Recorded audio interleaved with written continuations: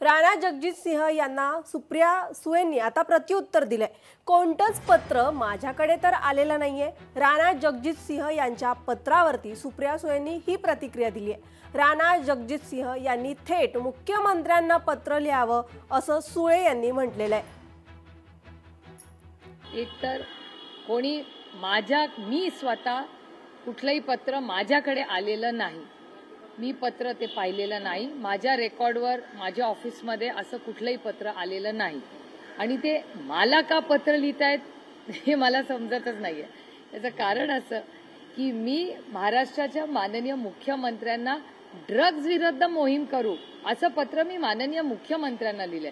त्याच्यामुळे ते जस्टिफिकेशन करून मला का पत्र लिहितात ह्याचं मला म्हणजे हे माहिती नाही। त्याच्यामुळे हे ड्रग्जचं एक्सप्लेनेशन हे त्यांनी माननीय मुख्यमंत्र्यांना द्यायला पाहिजे।